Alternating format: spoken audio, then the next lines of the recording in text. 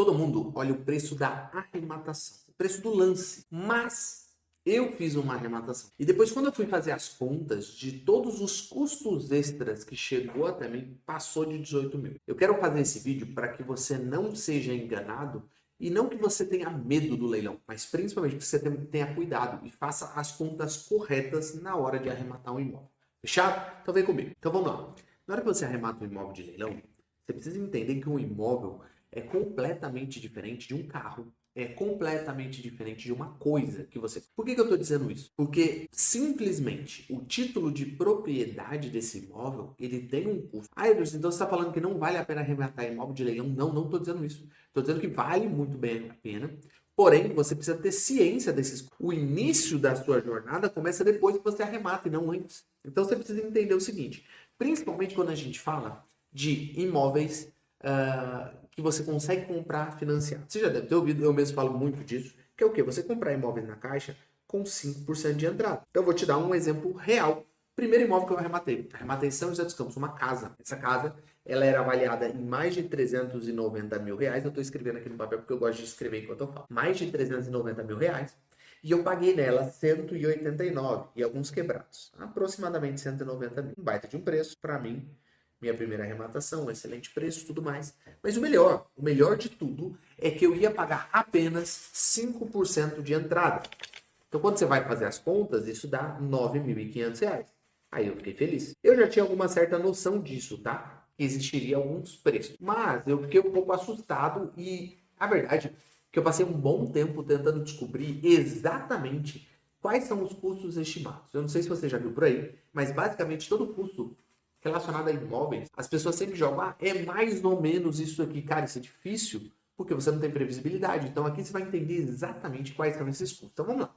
Arrematei o imóvel bonitinho, paguei a entrada. Depois que você faz o pagamento da entrada, ou até mesmo o lance total, um outro custo que pode acontecer, geralmente ele vem até antes, tá? É o custo do que a gente chama de leiloeiro. O leiloeiro, ele pode ou não existir. Não é em todo leilão que ele vai existir. Obviamente que os leilões que ocorrerem em um site de leiloeiro, significa que você vai ter que pagar o leiloeiro. Isso é meio que óbvio, né? Opa, chutei a câmera. Isso é meio que óbvio, mas é para você ficar entendido da situação. E depois, quanto que custa um leiloeiro? O leiloeiro, ele geralmente, é importante você considerar ele na sua conta com mais ou menos 5%. 5% de quanto, Eder? 5% do quanto você for pagar no lance. Então, por exemplo, nesse meu caso aqui, eu pagaria R$ 9.500 de entrada de financiamento, mais R$ 9.500 de leiloeiro. No caso, eu não paguei, porque eu estava arrematando numa modalidade específica que não tem leiloeiro. Então, esse custo eu não tive, mas é para você ficar esperto. Você fez a compra. Legal. Pagou o leiloeiro, pagou a entrada. E agora? Agora tem o que a gente chama de documentos. Documentos de transferência, transferência de titularidade, enfim, transferência de propriedade, eu acho que é o que mais se enquadra. É você passar um imóvel de fato para o seu nome, é aquilo que importa. Então, quais são os documentos que você vai ter que pagar? O que vai existir? Bom, vai existir alguns documentos chamado escritura ou contrato de financiamento. Vai ter um documento chamado, ou melhor, vai ter um imposto chamado ITBI e depois vai ter um registro. Os três contemplam o que a gente chama de transferência de propriedade. O imóvel sai do fulano e ir para o Beltrano e assim sucessivamente. Beleza? O que é a escritura e o contrato de financiamento? Quando você faz uma compra, quando você faz a aquisição, existe algum contrato que rege a negociação, que vai falar o quanto que você pagou, vai identificar quem é você. É como se fosse uma coisa mais para não ser de boca, entende? Esse contrato pode ser o contrato de financiamento, como no caso que eu fiz com a Caixa Econômica, eu comprei financiado, eles me deram um contrato de financiamento. Mas é possível também ser uma escritura em caso de compra à vista. Quando você faz a compra à vista, ou seja, você não paga financiado, você paga o lance total, você vai ter que fazer uma escritura. Não deixa de ser um tipo de contrato, a diferença é que vai ser à vista. Essa escritura você vai fazer naqueles cartório de notas. Com certeza na tua cidade tem algum deles. O cartório de notas é onde você pede para eles fazerem a escritura. Eles vão pegar os seus dados, vão pegar os dados do vendedor, vão pegar a negociação que foi feita e voilá, vai ter uma escritura. Edwards, quanto que cobra de uma escritura? Mais ou menos, tá?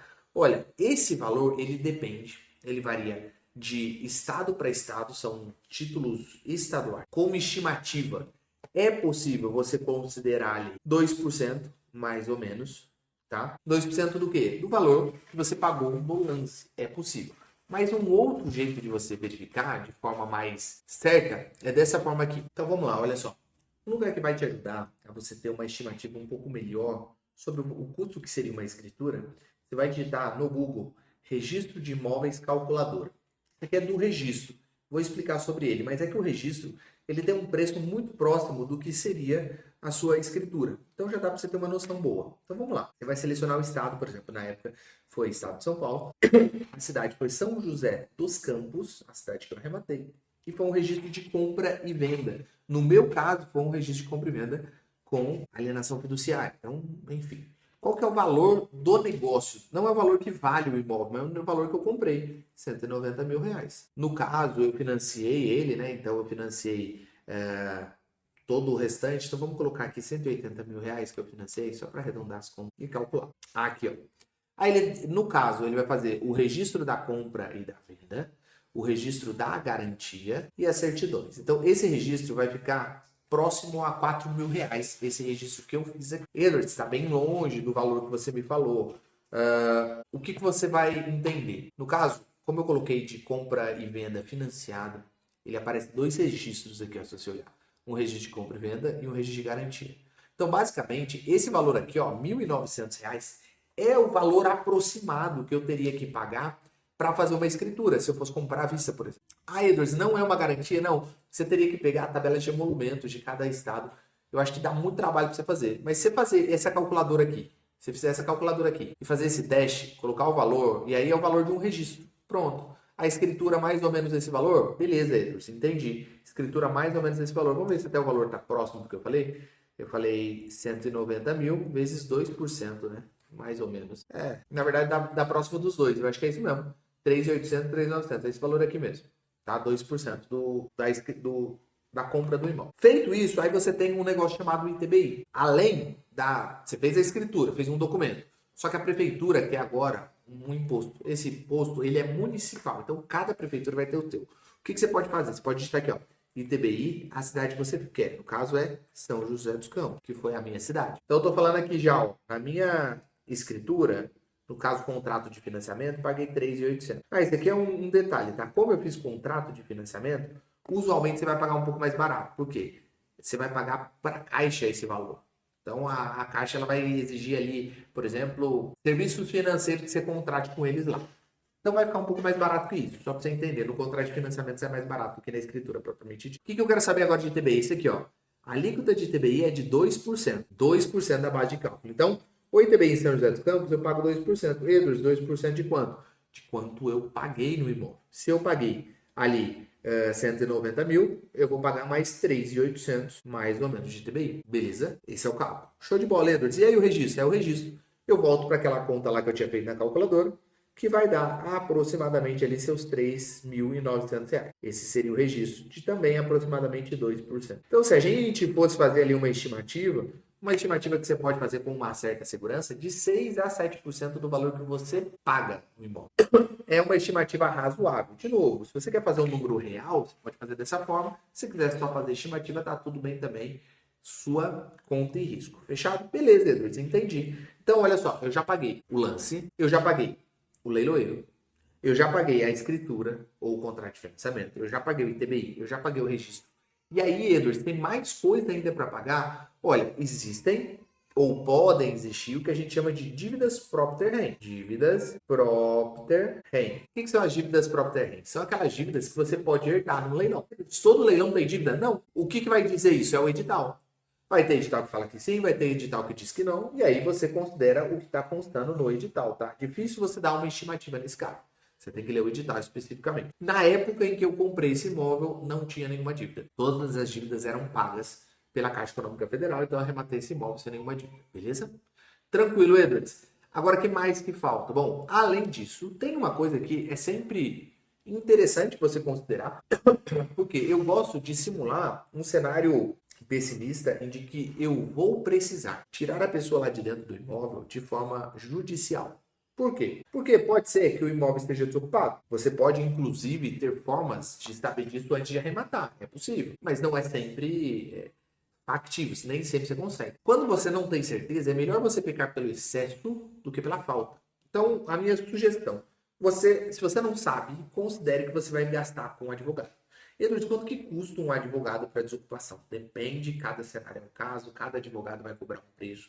Mas o que a gente pode dar uma estimativa razoável? Pelo menos o advogado nosso cobra esse valor. Ele cobra de 4 a 5 mil reais para imóveis nessa faixa de preço ali, que vai de 100 a 300 mil reais. Então ele cobra ali, vamos colocar 5 mil reais, preço mais alto. Eu vou gastar nesse imóvel custa judicial também. O que é custa judicial? Custo judicial é o preço que eu pago para entrar na justiça, que é 1% do valor da causa. Então, nesse caso, eu vou pagar mais ou menos ali 2 mil reais. Então, eu vou ter um custo de desocupação com 7 mil reais. Eu sempre vou usar um advogado? Não.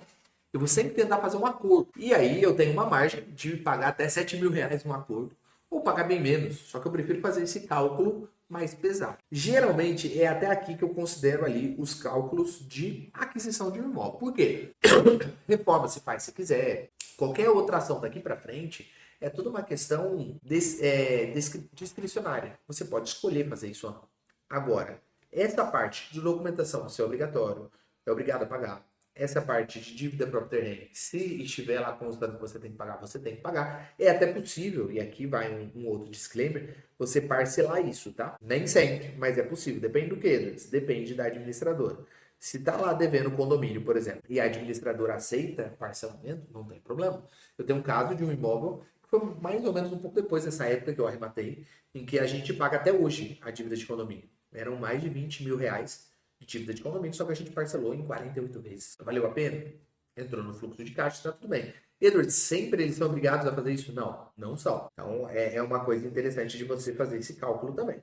E a desocupação, esse 7 mil. Então, vamos fazer a conta de quanto que eu gastei nesse imóvel, mais ou menos. Nesse imóvel especificamente, eu precisei gastar sim com o advogado. Então, eu gastei 9,5 de entrada de financiamento. Eu gastei mais ou menos 2 mil reais de contrato de financiamento, 9.500, mais 2 mil reais, mais 3.800 de TBI, mais 3.900 de registro, mais 7 mil de advogado. Eu gastei ao todo no imóvel 26 mil reais e 200 para arrematar esse imóvel. Esse é o dinheiro que saiu do nosso caixa. Depois a gente fez uma reforminha, a gente gastou ali mais, eu acho, era uma casa, a gente gastou 6, 7 mil reais de reforma, ele entrou na conta também. Então, efetivamente, ali, para ter o imóvel, saiu do meu bolso 26 mil. Não sei porque eu tinha considerado 18 mil. Eu tinha feito alguma outra conta que deu 18 mil. Então, uma coisa importante a você que vai arrematar o imóvel não é ter medo de pagar essas dívidas, porque tudo isso entrou na conta. Perceba, eu paguei 26.200 para comprar um imóvel que vale 390 mil. Extremamente barato. Vale super a pena. Mas se você não faz essa conta, você pode ser pego de surpresa. Você pode ali achar que está arrematando, você vai desembolsar o dinheiro. E aí uma oportunidade se torna um problema, porque você não tinha dinheiro para arcar com isso. E aí isso pode se tornar uma dor de cabeça para você. Cara, eu tenho infinitos casos de alunos que não fizeram a conta direito e aí arremata o imóvel e depois não tem como pagar. Isso é um problema. Isso vai te dar uma dor de cabeça. A gente está trabalhando aqui com uma coisa que é para ajudar você, para você ir para o próximo nível, e não para te piorar a sua vida. Fechado? Se você quer encontrar esses imóveis, imóveis que aceitam financiamento, imóveis com até 70% de desconto, aqui embaixo tem o link do Arremata aí. Nos vemos no próximo vídeo. Aquele abraço e valeu!